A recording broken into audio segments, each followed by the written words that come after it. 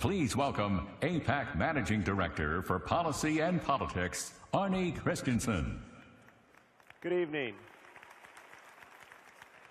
Our next guests are two leaders in Congress who show how Democrats and Republicans can cooperate to strengthen U.S.-Israel relationship. They work closely on pro-Israel legislation in the House of Representatives, and just last week, they co-sponsored new legislation to impose sanctions against Iran for its ballistic missile program.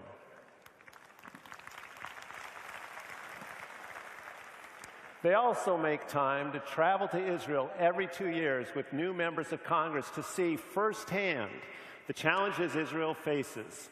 And they continue to join us on this stage, for which we are very grateful. Please join me in welcoming House Majority Leader Kevin McCarthy and Democratic Whip Steny Hoyer.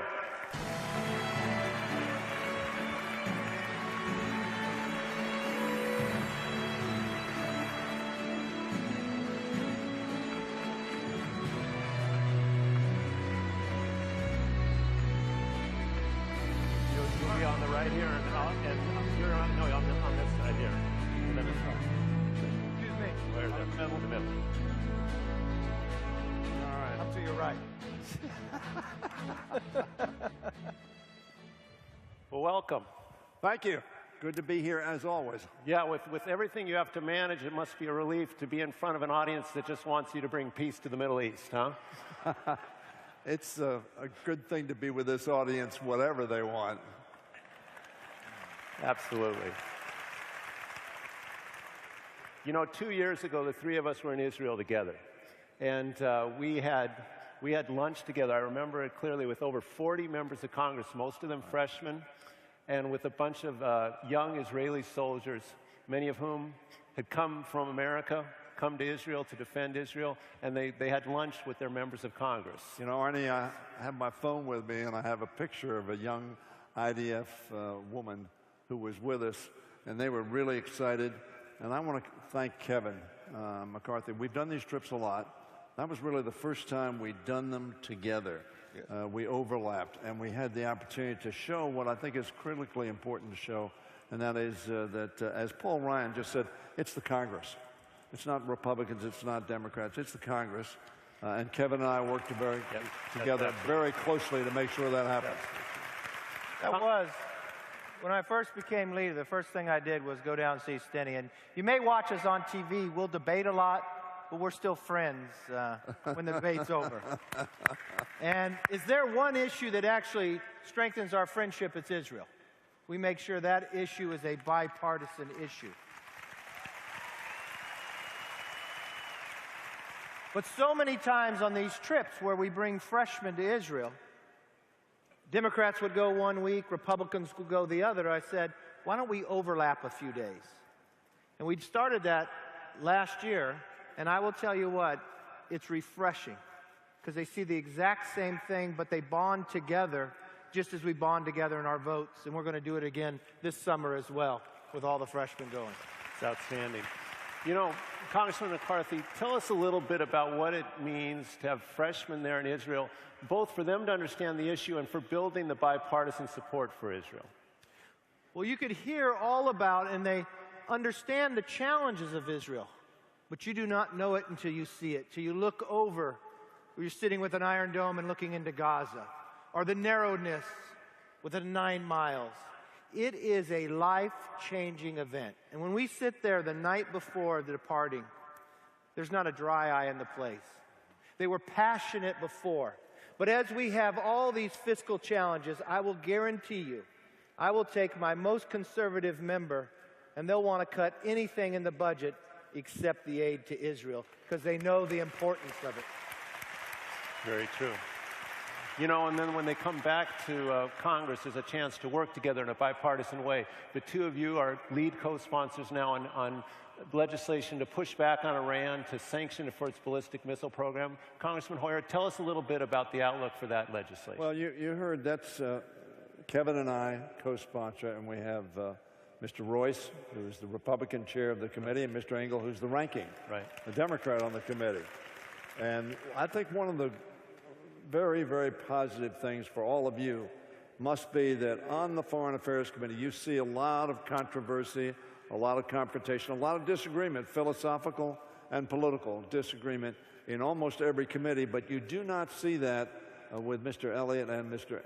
Royce. Yeah. They are working together, and Kevin and I are glad to work with them. I've had the opportunity of working with a number of leaders through the years. It seems to me I sort of stay there. The others see if you come and go.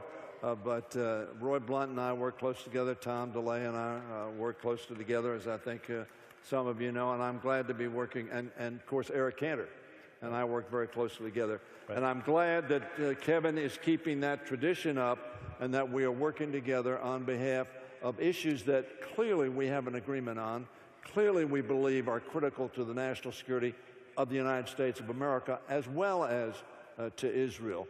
The partnership that has maintained now since 1948 is one that's going to continue. I know if Kevin and I have anything to say about it, for as long as we're in the Congress and working together. Yeah. Well, there's a good point, too. And I kind of miss not being in the round. That thing was kind of fast. But Iran has tested 14 times ballistic missiles. Right. No other country has spent that much money without trying the pursuit of a nuclear weapon. That's why this bill is so critical at this juncture. And, you know, I missed it. I didn't come in. But how refreshing is it to have Nikki Haley?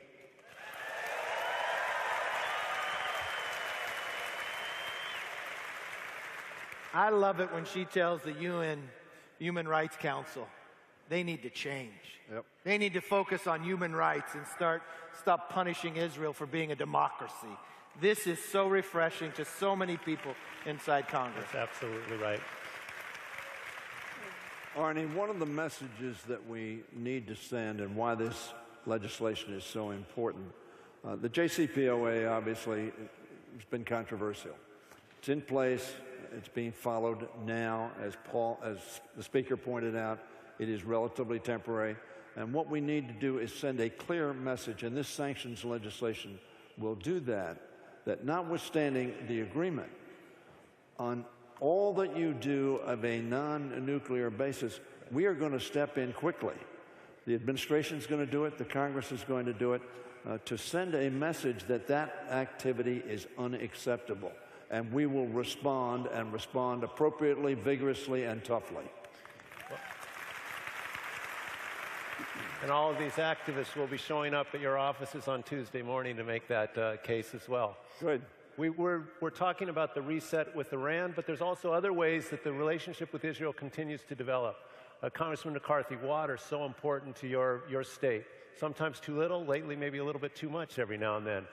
But tell us a little bit about the possibility of Israel and the U.S. working more closely together on water. Well, this is key. There's so many places we can bond with Israel. Yes, when it comes to security, but when it comes to technology, innovation, and especially water, how precious that is. Look, I'm from California, and sometimes we have none. Yeah, we should prod that. A little larger than Maryland. But we got a good crowd here, yeah. I'm sure. But you don't see many Republicans from California. That's why it's more important. But,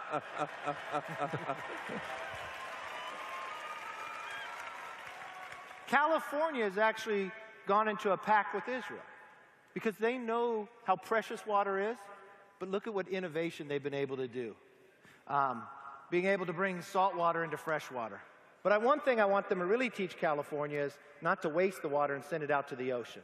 So when we're there, especially from the ag community and others, from drip irrigation and others, we bond together, and it only makes our two countries stronger. When we're able to have that innovation, be able to find the preciousness of water. But what does water do? Water grows so much. And at the same time, it's going to grow our crops. It's going to grow our relationships stronger. Absolutely. You know, Ernie, California, obviously, and the world has an extraordinary need for potable, drinkable, healthy water. So that's extraordinarily important. In Maryland, one of the things we do is cybersecurity. Right.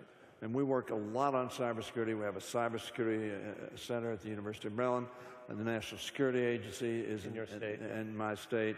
And we hope that FBI is coming to our state. But we have seen how important cybersecurity is. We've seen it in this past election, but we've known about it for a long period of time. And the partnership we have with Israel, which is, of course, one of the leading cybersecurity technology proponents in the world, is, we think, very critically important. So there's so many areas, as Kevin points out, where not only are we, from a security standpoint, partners, but we have so much in common from technology, from business, from culture, that we cooperate in as well. And that strengthens that relationship every day. Absolutely. So let me close by asking something we bring up almost every year, which is the assistance to Israel. And this year it's important, not only the $3.1 billion, but the missile defense, cooperative missile defense. And it's at a year when there's a lot of talk about budget constraints, competing demands. So just ask each of you, within your own caucuses, what's the temperature right now on aid to Israel, and more broadly on a American role in the world and funding an American role in the world?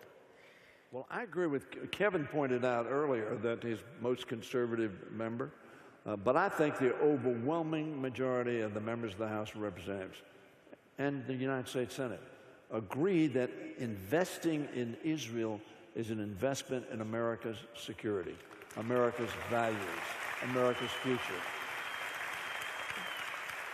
Now, I want to caution, though, everybody here. There has been a proposal, I do not know whether that will be followed through, of cutting very severely our foreign aid. I do not believe that that will adversely affect Israel. But what I do believe, to the extent that it is further and further cut and Israel becomes a larger and larger percentage, it will then be a focus and may well raise controversy, not that we don't need to support Israel, but that we have so little going to other places where we need to maintain security. General Mattis has pointed that out. Kevin, and I know you've discussed it as well. So we got to make sure that not only do we meet our obligations, which we have agreed to under the Obama administration, agreed to with the Congress of the United States, of the 3.3 and the $500 million for the missiles. Right. I think Paul said about Iron Dome being so spectacular. He's absolutely correct. What a success we had there. What a great investment that was.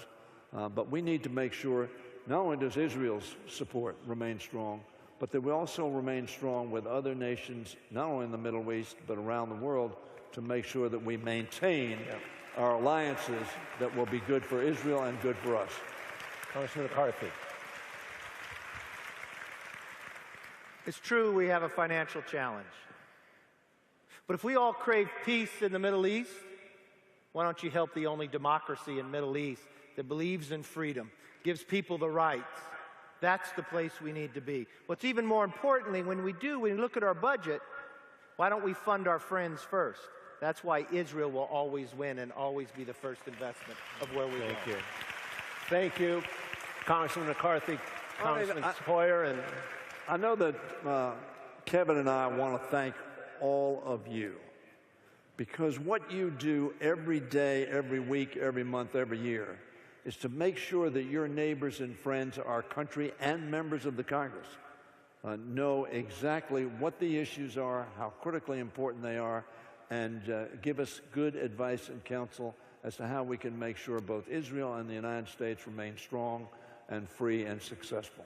Thank you all very much. Thank you. Okay. Thank you very much. Good.